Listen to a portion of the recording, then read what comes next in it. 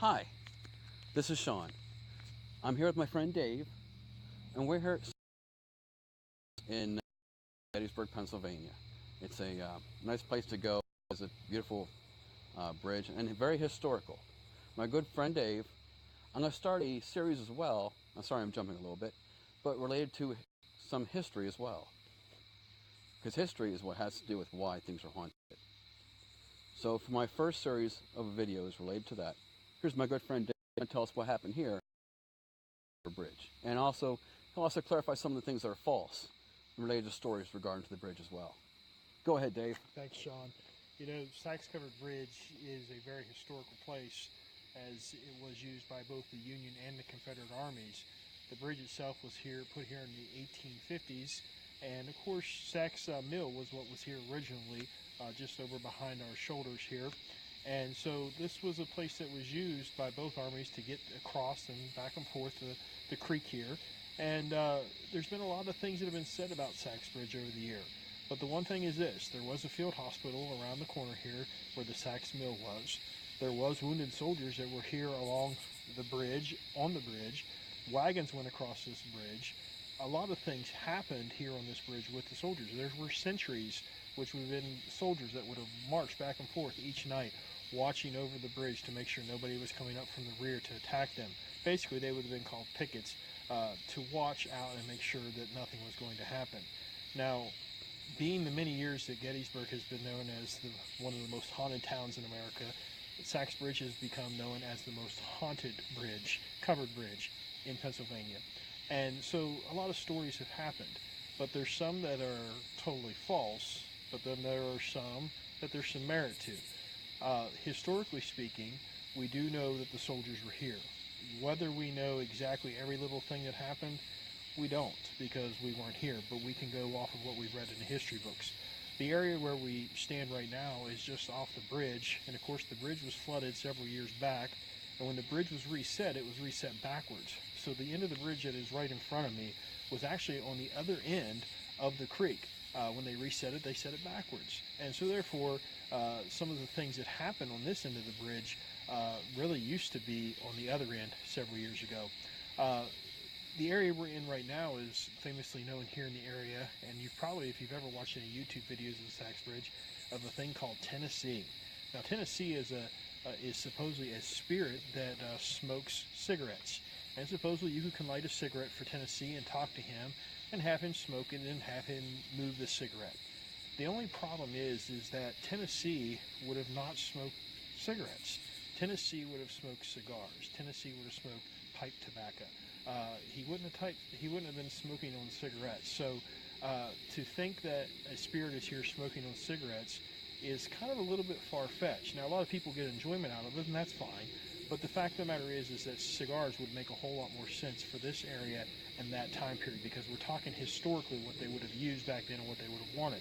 The Civil War soldiers were known for sharing tobacco and coffee. The Confederates would always have the extra tobacco. The Northern soldiers would always have the extra coffee, and there's been times in the war where they would literally trade coffee for tobacco. So therefore we know that tobacco was used, and it was a familiar product with the soldiers. But does a ghost actually smoke a cigarette? I tend to believe almost 99.9% that it doesn't happen that way, because we are in a couple different things here. We are a bridge that has moving water, which has a constant airflow, which can constantly move things. They say the spirit moves the cigarette, but also while the cigarette burns back, it loses its weight, and therefore it starts moving on its own. Actually, I have something to add there as well. Yeah.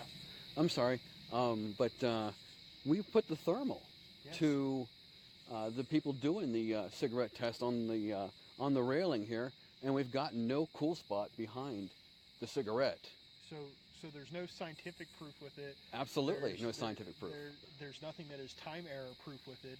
So therefore, and I would really love to see him put a cigar there, because let's see a spirit smoke a cigar. That would be a better chance, yes. Because let's think about the power it would take to smoke a cigar versus a cigarette that's going to burn back on itself anyways. And with the airflow that's moving underneath the bridge with the water, that's going to cause the air to keep moving around to keep things moving. And definitely.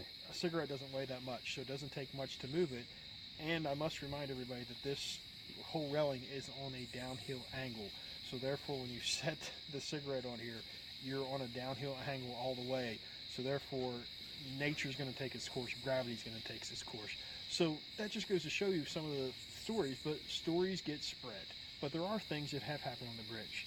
There's been people that have caught full-body apparitions on the bridge of soldiers slumped over, of soldiers standing on the bridge, of soldiers sitting on the bridge. But this was used as a transport thing. Another wonderful tale that was started many years ago was that 3 soldiers were hung on the bridge. The Sachs Covered Bridge was used, as I said, by both. So to get a wagon through this bridge with somebody on the wagon and having 3 bodies hung straight across the bridge, you would be basically playing wind chimes with 3 hanging bodies. That's not the thing that you would think would happen back in that day, considering we know that the Bible was a big thing, and respect for your human being, and it was brother versus brother and family member versus family member. So that doesn't make a whole lot of sense. The story is that they were retreating, and so a general hung them to show the others not to run away.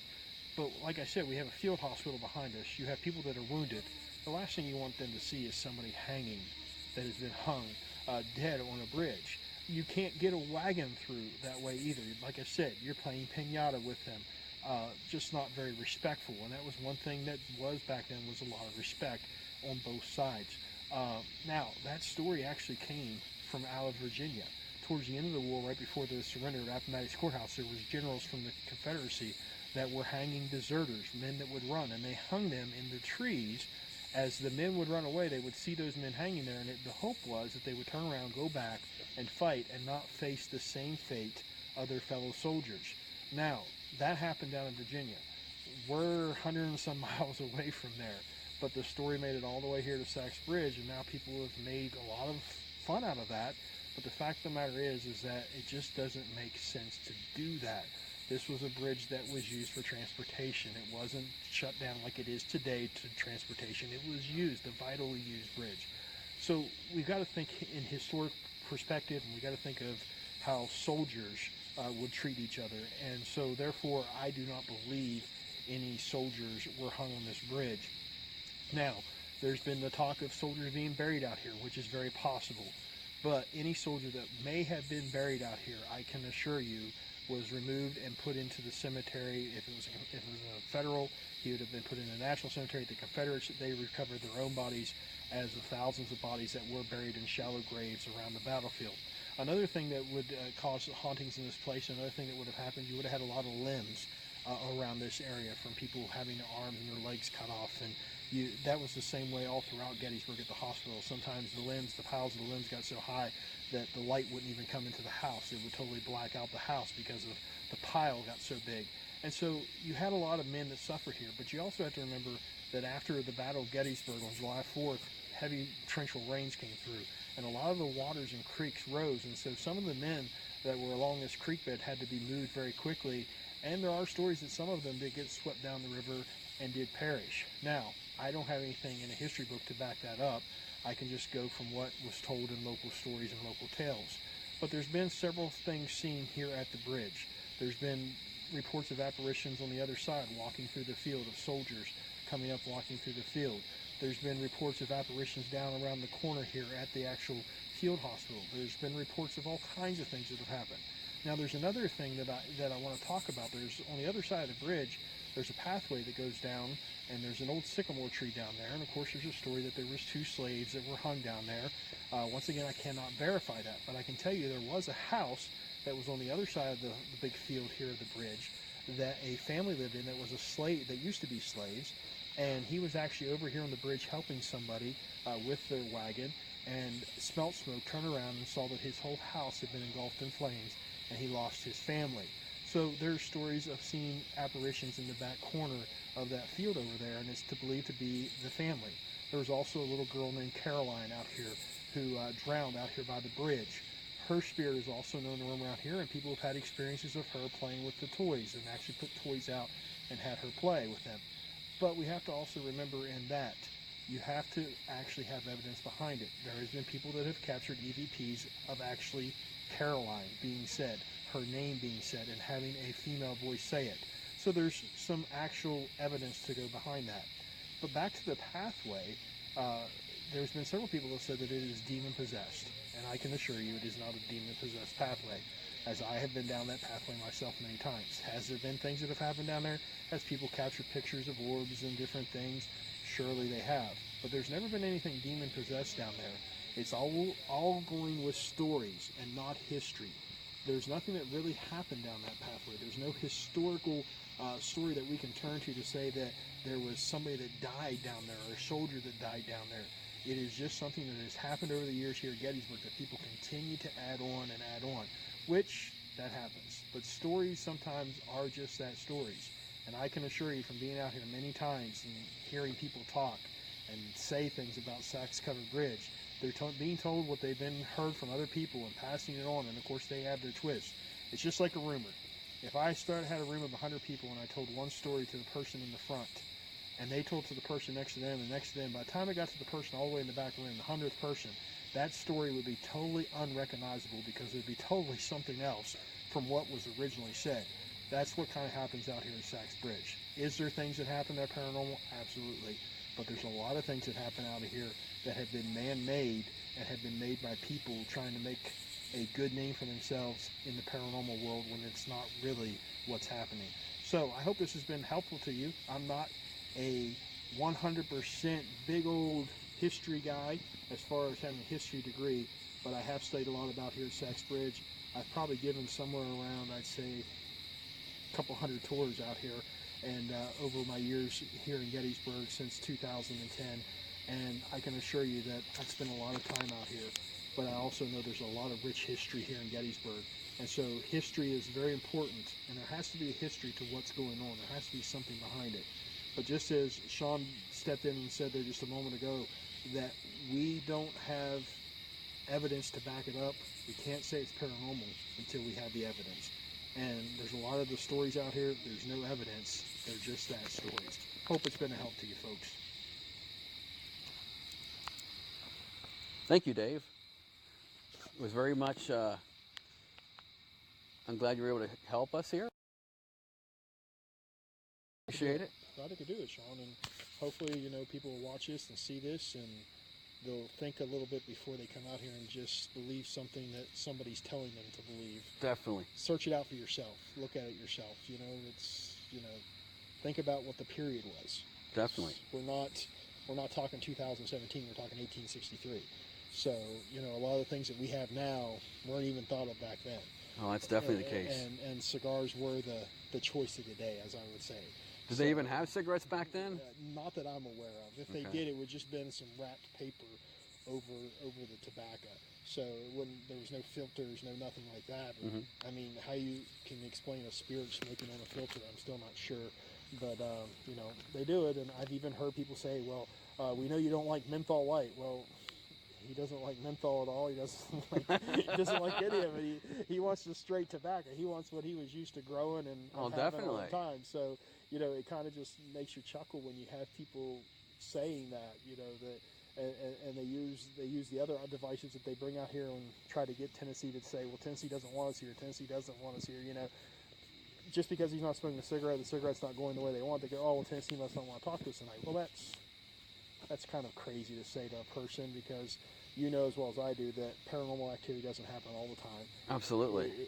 It's one of those things, if you get to experience it, you get to experience it, but it's not a thing that's going to happen on a nightly basis. And I believe in Gettysburg, a lot of people think that paranormal happens every night, and that's just not true. That's, in all my experience, I've come out here a lot of times and I've seen absolutely nothing happen, to have people walk around and never have a thing happen to them, and then one night somebody comes out here and they get scared to death and they don't want to come back. So, but still we have to remember, they're nothing to be scared of. And, we don't have to take any of these spirits with us. We can say a prayer and say, "Hey, keep us safe," and leave them here, Yeah, that's very important. And something that you may not see on the TV shows. Right. The prayer part at the end. Yeah. And something we've done Yes. for years. Mm-hmm. And told them, and we've led them in prayer, and we've told them to pray and say, "Hey, ask them not to follow after you, because does the Bible say they're spirits?" Yeah, it does. Friendly and unfriendly spirits. There were ghosts in Solomon's chamber. I could fight that out with anybody all day long.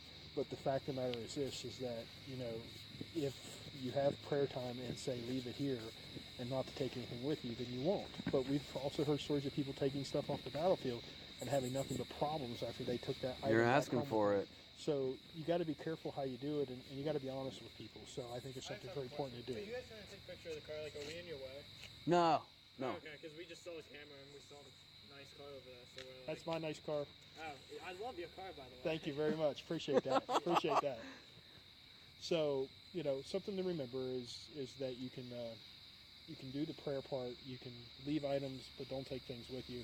And if you don't want to take anything with you, say, you know, please just leave it here. And even if you may not believe in the same God I believe, maybe you know, I believe there's only one God, but some people believe in other gods. But however best works for you, do it. So that way when you leave, you feel comfortable and you don't have to leave and feel like you're scared, because there's nothing to be scared of, because God's in control of it all after all. So, you know, can I do anything about the spirits you're here? Absolutely not, but I can enjoy trying to find the things that they do and get evidence of it. But we know for sure there's no evidence of this, because we've done it every which way possible to try to find it. We know there wasn't bodies hung on the bridge. We know there's no demons down the other pathway. But do we know that there were soldiers here? Do we know soldiers suffered and died here? Yes. But that's most of Gettysburg. So Definitely most of Gettysburg. That's not just Sachs Covered Bridge. It's just the one place that people think is cool to come because it's at nighttime and, you know, to explore. But, you know, the battlefield will hold a lot more secrets and a lot more issues than this place would. Definitely, because fighting occurred all over the place around Gettysburg. That's why you can have spirits and paranormal investigate really wherever you want around this town. Yeah, and this time of year is perfect because you can actually go stay on the battlefield till 10 o'clock. Yes, So, that's you know, until another month to go. Yeah, daylight savings time. So, Yep. so that's kind of cool. You can go out there, and Devil's Den's a perfect place to go for that. If you really want to see some stuff, it's got a natural magnetic field. You know, they buried the soldiers out there to begin with, and then they realized, oh, that was a mistake. They're going to stink, and had to pull them all back out. You know, so I mean, learn from your mistakes, but yet still a horrifying thing. You know, think your body's laying there in rest, and then all of a sudden somebody starts digging you out. You know, that's, you know, it's the same way all the way around the city of Gettysburg where that happened, when these shallow graves were disrupted. You know, I mean, you know, that's just something you wouldn't think that would be proper to do, but it's what they had to do in that day and time. It's not like it is now where we send our fallen back home in a flag-draped coffin. You know, that it was done a whole lot different. So, but, you know, we learn with things over time. But Gettysburg's a place where you can find things all over the place. I think it's, 28 square miles or something like battlefield. I mean, it's huge. But, I mean, driving around it today, I know I put several miles on my car. So, oh, easily. yeah, so it's big. But Sachs Covered Bridge has a lot of fun things and some awesome places to come out, sit, enjoy it, and soak it in. And then if you get to experience something, great. But don't come out here thinking something's just going to happen because it's Sachs Covered Bridge, because that's not always the case. I know that people in town promise that, but you can't turn the ghost on with a switch. You can't pay them to show up. There's no on demand. They're just Or on control, or no on demand or control. I mean, a residual one that's like a tape recorder goes over and over. Of course, they're going to be here, but you're not guaranteed to see it. I mean, you know, it could happen anytime. It could happen anytime. So, and then it could not happen for a month. That's true. I mean, that's just the timetable's no guarantee. That's it. I mean, it's just like anything else you're doing in the other aspects that you're doing, and I really appreciate that you're looking at it from the historical point of view too, because I think that's important for people to remember, because that's what I always have came at. Yes, I've worked with other groups outside of paranormal and different groups back home and groups around here, but the thing is that you got to look at it from a historical point first and do your research and find out what happened here first before you just say, oh yeah, that happened. You know, I'm going to bring a Ouija board out here. Well, that's not a smart thing to do. I'm going to bring candles out here. It's a wooden bridge. Don't bring candles, okay? We don't want to burn the bridge down. It's historical. Yeah, that wouldn't be a good idea. Don't deface it. You know, treat it with respect. Treat it like you would treat your own place, and have respect for those that fell here. So, all right. Hopefully we can do this again sometime, Sean. I hope we can too, Dave. David. Certainly can. I appreciate it. Amen. Take care, buddy. All right. You too. Thank you. We'll see you. You got it. Thank you.